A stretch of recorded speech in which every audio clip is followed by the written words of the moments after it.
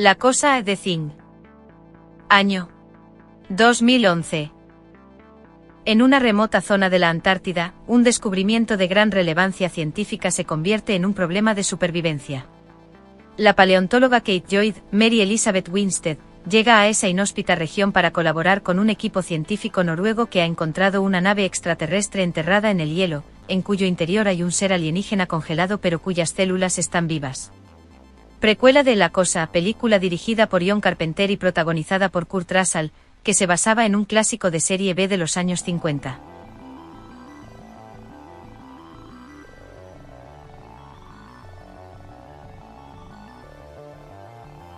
Tardía precuela que llegó casi con 30 años de retraso, un homenaje en toda regla a la película del maestro del terror John Carpenter. Para este nuevo regreso a la pantalla de la narración de John W. Campbell, se tomó la sorprendente decisión de poner tras las cámaras a un director sin experiencia alguna en largometrajes, al director holandés Matthijs van Heineken, y en el reparto contamos con un grupo de actores originarios de distintos países como el inglés Adewale Akintoye o a la americana Mary Elizabeth Winstead, el danés Ulrik Thomsen o el australiano Joel Edgerton, y un grupo de actores procedentes de Noruega.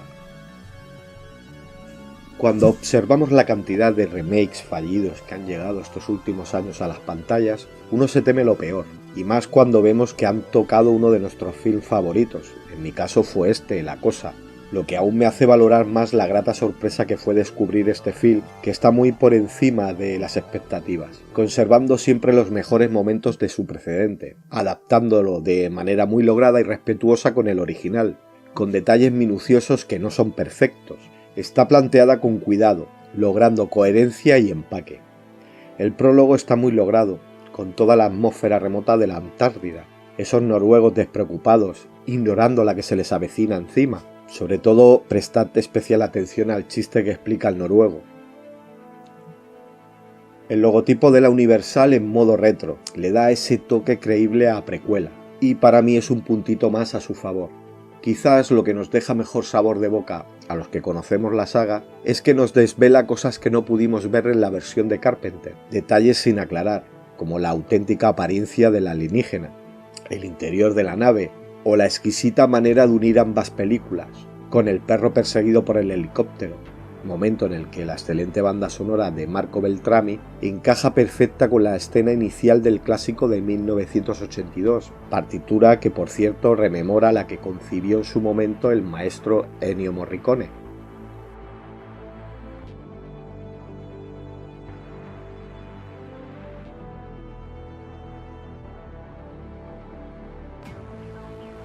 Se criticó mucho el exceso de imágenes realizadas por computadora, pero en realidad combinaron ambas técnicas, ya que contaron con unos impresionantes animatrónicos, que fueron mejorados con la ayuda del CGI, al igual que el fuego que aparece en pantalla, que es completamente real, y hace que no chirríen las escenas.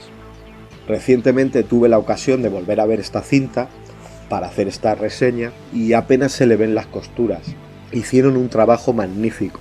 No entiendo tanta polémica en su día. Si no somos quisquillosos o gafapastas y simplemente nos dejamos llevar, es un complemento más para volverla a disfrutar. Y es que la disfrutaremos tanto o casi tanto como la genialidad de 1982. Hay que aplaudir sus aciertos y también sus puntos más débiles, como por ejemplo el guión. En el film de Carpenter la cosa no acecha ni agrede a sus víctimas, sino que solo se defiende cuando es desenmascarado. La crítica tanto profesional como de público en su día destrozó esta nueva versión de La Cosa, igual que le ocurrió en su momento a la película de Carpenter, y sin embargo ahora es tratado como la obra maestra que siempre fue. Creo que cuando llegue el momento le sucederá a esta cinta lo mismo, al menos desde mi humilde canal de YouTube. Desde aquí la reivindico. Para mí es una película ya de culto. De su director desde ya el lejano 2011 no se ha vuelto a saber nada. En las páginas especializadas de cine, en su filmografía, cuenta con un próximo estreno, que será en este 2021. Quizás las causas de que no haya rodado nada hasta la fecha es la mala aceptación del film, y que se machacara de forma excesiva e injusta, siendo, como ya he mencionado, la primera película que realizaba su autor. Empatía cero por parte de los espectadores cada vez más quisquillosos y extremadamente exigentes. Una pena, porque quizás podría haber rodado otras muchas películas interesantes. Y hasta aquí el vídeo de hoy. Y como digo siempre, salud, suerte y mucho cine aberrante. Vicent Vega, suscríbete al canal. ¿No lo ves aquí? Suscríbete al canal. Suscríbete al canal. Suscríbete al canal. ¿No lo ves aquí? Suscríbete al canal.